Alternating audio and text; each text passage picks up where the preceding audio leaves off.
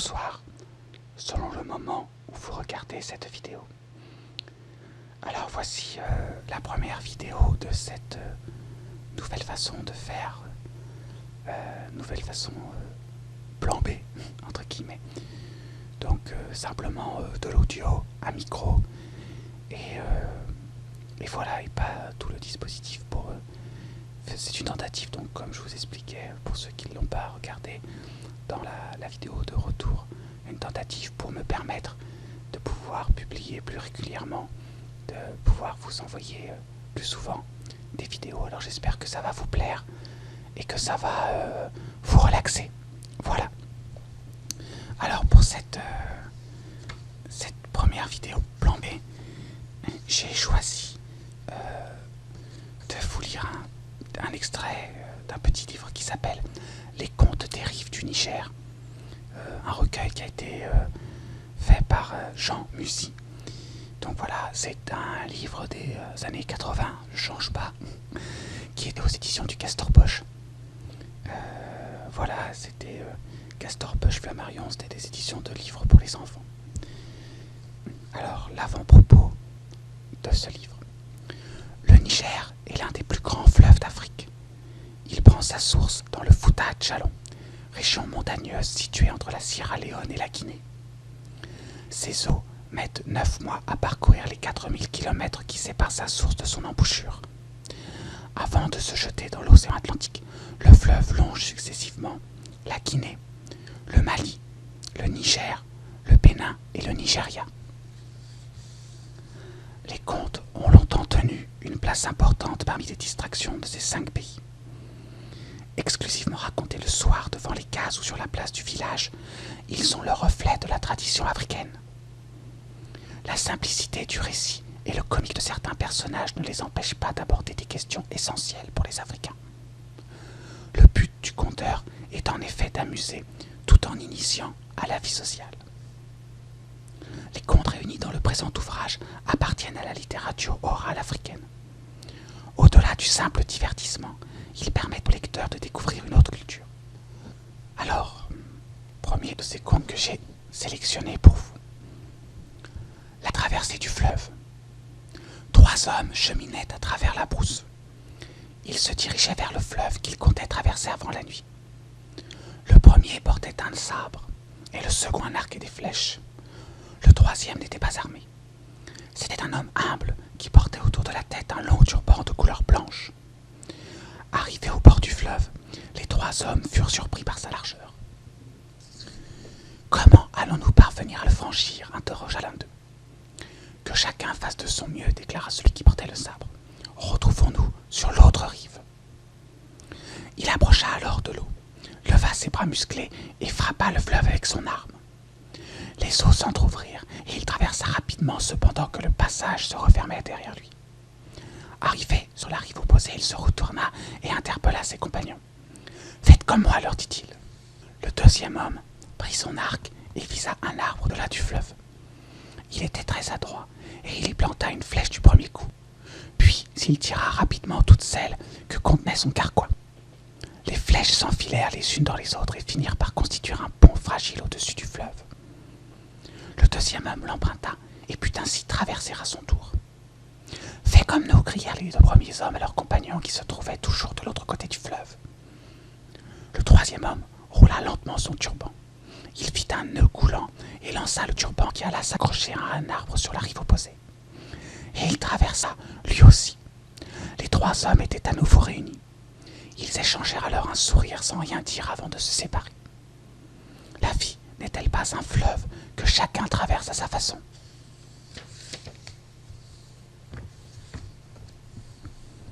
Alors, le conte suivant. Les Morbeuses. 2 frères avaient chacun une fille. Un matin, l'un d'eux se rendit chez l'autre, mais celui-ci était absent. « Où est ton père » demanda l'homme à la fille de son frère. « Cette nuit, répondit-elle, le ciel s'est affaissé. Mon père est allé couper des arbres afin de faire des étais qui permettront de le soutenir. »« Puisqu'il est occupé, dit l'homme, je le verrai plus tard. Mais n'oublie pas de lui dire que je suis passé. » Lorsque son père fut de retour, la fille lui annonça que son frère était venu le voir. Il décida alors de lui rendre visite à son tour et il partit sans attendre. Ton père est-il là demanda-t-il à sa nièce qui pilait du mil devant sa case. Non, répondit-elle. Tant pis, dit l'oncle, mais j'ai très soif, donne-moi à boire. Oui, dit-elle, et elle entra dans sa case. Comme elle tardait à en ressortir, l'oncle finit par s'impatienter. Que fais-tu donc interrogea-t-il sur le ton de la colère. L'eau de la jarre de ma mère et celle de la jarre de ma belle-mère ont été mélangées, répondit-elle. Je suis en train de les séparer. Je te donnerai à boire lorsque j'aurai terminé. À votre avis, laquelle est la plus menteuse des deux? La patience. Deux jeunes rois, dont les royaumes respectifs s'étendaient de part et d'autre du fleuve, étaient amis et se rencontraient souvent.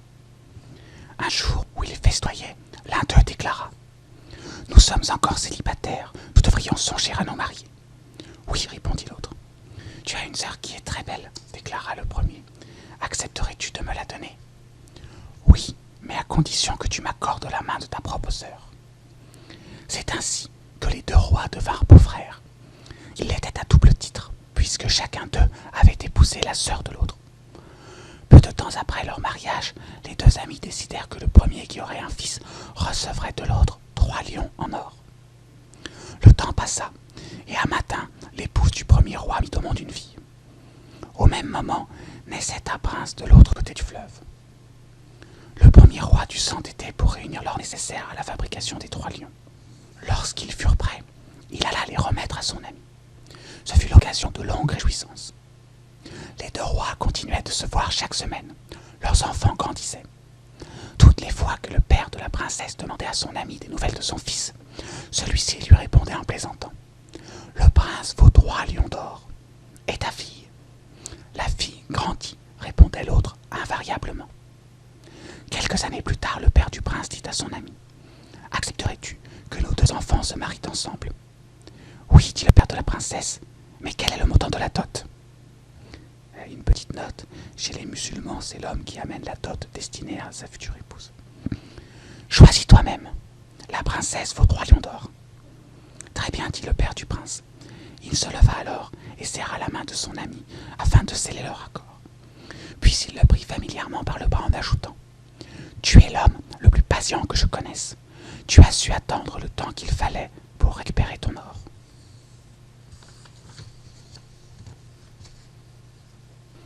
Les 2 frères. 2 frères avaient coutume de chasser ensemble et ne revenaient jamais bredouilles. Mais le gibier vint à manquer. Comme ils n'avaient plus grand-chose à manger, les 2 hommes maigrissaient à vue d'œil.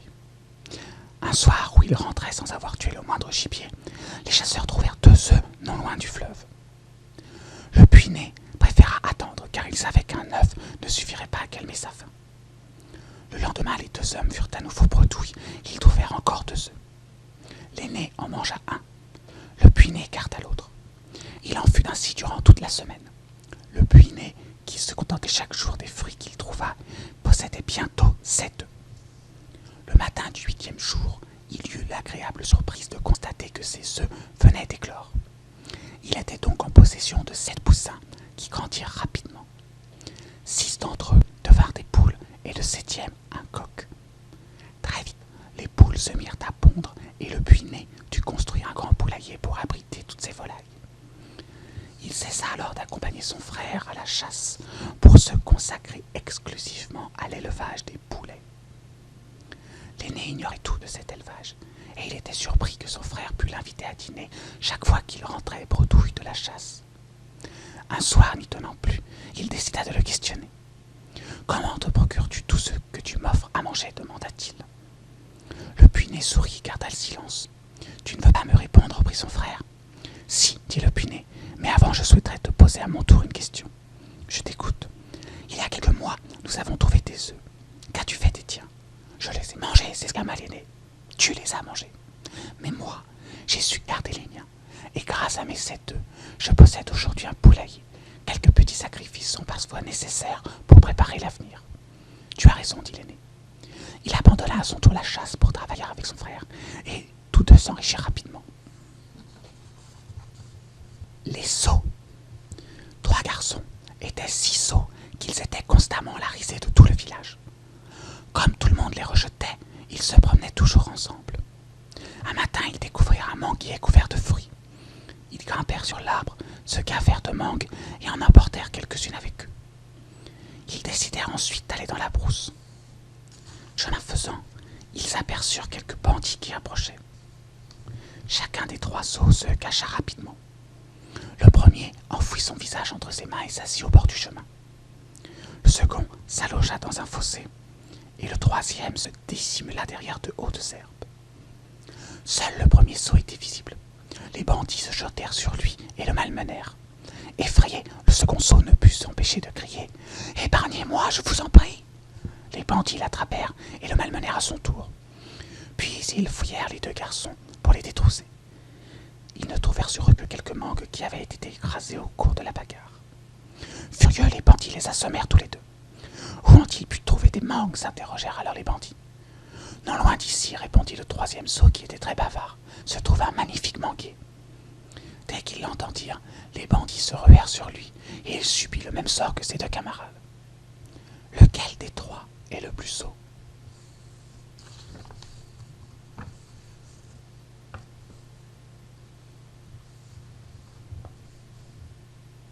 Les poltrons. Deux hommes étaient si peureux qu'on avait fini par les chasser de leur village.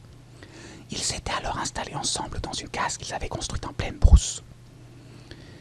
Ils avaient aussi défriché un grand terrain qu'ils cultivaient pour se nourrir. Un jour, ils eurent besoin de changer les manches de leurs outils. Ils partirent donc à la recherche d'un grand arbre. Ils marchèrent longtemps avant d'en trouver un qui leur convint. « Les racines de cet arbre nous fourniront ce que nous cherchons, dit enfin l'un des deux hommes à son camarade. Tu vas monter dans l'arbre et surveiller les alentours pendant que je creuserai. Si tu aperçois le moindre danger, fais-moi signe. »« Oui, répondit l'autre. Si de ton côté tu vois quelque chose, préviens-moi vite. » Le guetteur grimpa dans l'arbre et celui qui devait creuser se mit à l'ouvrage. Au bout d'un moment, il vit plusieurs racines. Elles étaient si longues et si droites qu'il s'écria « Oh, en voici plusieurs !» En l'entendant, le guetteur crut un danger. Il sauta de l'arbre et prit ses jambes à son cou. Lorsqu'il le vit s'enfuir, son camarade abandonna sa pioche et le suivit. Tous deux coururent comme des forcenés et ne s'arrêtèrent qu'après avoir parcouru plusieurs kilomètres. « Qu'as-tu donc aperçu ?» demanda alors le guetteur à son camarade. « Rien, répondit l'autre. Je n'ai pris la fuite qu'après t'avoir vu sauter de l'arbre. »« C'est bien toi qui as donné l'alerte, insista le guetteur. Je t'ai entendu crier. Je n'ai poussé qu'un cri de joie au moment où j'ai trouvé plusieurs racines comme celles que nous cherchions. C'est justement ce cri qui m'a effrayé, dit le guetteur. Quant à moi, reprit l'autre, j'ai cru à un réel danger lorsque je t'ai vu prendre la fuite et je t'ai suivi. Quel est le plus peureux des deux ? Et enfin, nous arrivons au dernier conte, qui est un tout petit peu plus long. Les 4 orphelins. Une petite fille et ses 3 frères vivaient seuls depuis la mort de leurs parents. Suivant les saisons, les garçons chassaient, pêchaient ou cultivaient les champs que leur avait laissés leur père. La petite fille nettoyait la case et cuisinait la nourriture ramenée par ses frères. Un jour, où les 3 garçons étaient partis pêcher au bord du fleuve, un aigle immense fondit sur la petite fille, la saisit entre ses serres et l'emporta. Après l'avoir déposée dans son nid qui se trouvait au sommet d'une montagne escarpée, le rapace lui dit « Je souhaite t'épouser. Je ne te ferai aucun mal si tu acceptes de devenir ma femme. Réfléchis à ma proposition. Tu me donneras ta réponse lorsque je serai rentré de la chasse. » Et il s'envola. La petite fille se mit alors à pleurer en songeant à son triste sort. Durant ce temps, les 3 garçons étaient rentrés de la pêche.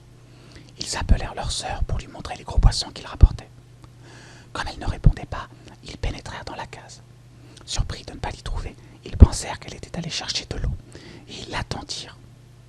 Voyant qu'elle tardait à revenir, ils interrogèrent quelques femmes qui rentraient avec leur char. Mais aucune n'avait vu la petite fille.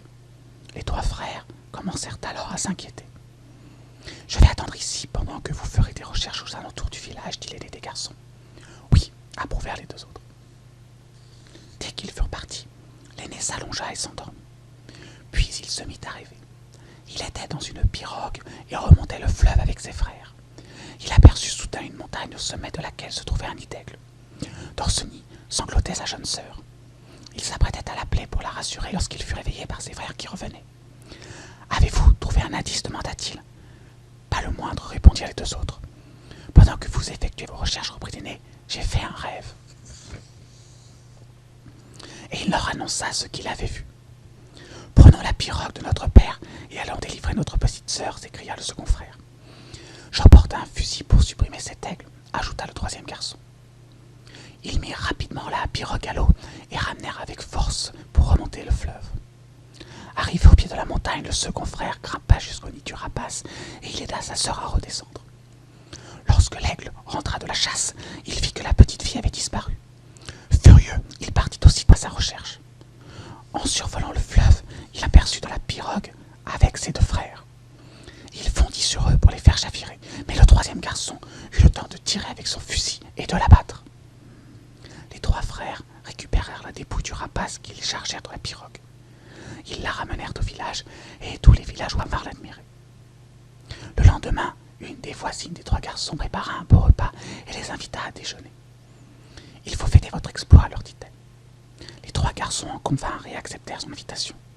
Ils se rendirent donc chez elle en compagnie de leur jeune sœur, et tout le monde se régala. Lorsque la voisine servit le dessert qui paraissait succulent, l'aîné des frères déclara « Moi seul ai droit à ce dessert, car sans mon rêve, nous n'aurions pas pu retrouver notre sœur. »« Tu oublies que c'est moi qui ai escaladé la montagne et ramené notre sœur, » répliqua le deuxième frère. « Je mangerai donc seul ce dessert. »« Pas du tout, » déclara le troisième. « Si je n'avais pas tué l'aigle, nous ne serions plus de ce monde. C'est moi et moi seul qui mangerai ce dessert. » Il tendit alors le bras vers le plat, mais il était vide. Pendant que les trois garçons se disputaient, leur sœur avait tout avalé. Voilà donc pour ces quelques contes extraits donc des contes et rives du Niger, de Jean Mussy, aux éditions du Castor Poche. Et pour les illustrations, comme je vous ai mis la photo du livre, les illustrations sont de Rolf Weberg. Bon, vous voyez que la couverture. Et pour vous donner une idée, le dépôt légal, on est bien dans les années 80. Le dépôt légal de ce livre était en mai 1985. Voilà. Et en plus, c'était un ouvrage hors commerce. Tiens. Bizarre, ça. Ah oui, c'était une édition spéciale. Je lis en même temps, vous voyez pas. J'avais jamais vu ça, une édition spéciale offerte par Flammarion à l'occasion de la promotion de Castor Poche, créée en 1985. Donc ça remonte à la création de cette collection, de cette maison d'édition pour les enfants. Donc c'est un petit document en fait. Voilà, moi j'aimais bien les livres du Castor Poche, j'en avais quelques-uns. Ça faisait livre, puis c'était des histoires un peu plus... comment dire, un peu moins uniquement pour jeunes enfants, pour jeunes ados, pré-ados que la bibliothèque verte. Il y en avait un qui se passait, Albatros 2, je me rappelle, ça se passait sur une plateforme pétrolière. Il y en avait un autre c'était un garçon qui avait divorcé, enfin, dont les parents, avaient divorcé, qui donc passait d'une maison à l'autre. Voilà, c'était assez... C'était un peu plus réaliste, non, mais plus en prise avec le monde réel du quotidien. Voilà, j'espère que cette nouvelle version vidéo va contenter vos attentes. J'ai la voix un petit peu enrouée, j'ai fait en sorte que ça s'entende pas trop, mais si ça s'est entendu un petit peu, j'en suis désolé. Mais si j'avais attendu encore d'avoir la voix comme je voulais, on n'en serait pas sorti. Donc voilà, j'ai voulu y aller, sachant que pour la petite histoire, c'est la 4e fois que je refais cette vidéo, puisqu'à chaque fois j'ai eu des problèmes techniques. Donc voilà, je me suis acharné à la faire et à pas lâcher. Alors, j'espère que cette petite vidéo de lecture vous aura détendu, relaxé, qu'elle vous aura apporté un petit peu de bien-être pour affronter les moments difficiles de la vie qui, hélas, jalonnent nos existences. Et j'espère sinon, pour ceux pour qui ça va, qu'elle vous aura relaxé encore plus, détendu, pour vous permettre d'apprécier d'une meilleure façon encore les petits et les grands moments de joie que la vie ne manque pas, et heureusement, de nous envoyer, parce que Sinon, ça serait proprement invivable. Je vous souhaite donc une bonne soirée ou une bonne journée selon le moment où vous avez écouté cette vidéo. Je vous remercie pour votre patience, pour votre soutien. Et je ne remettrai pas 6 mois à en refaire une, ça c'est promis. Et je vous dis à très bientôt.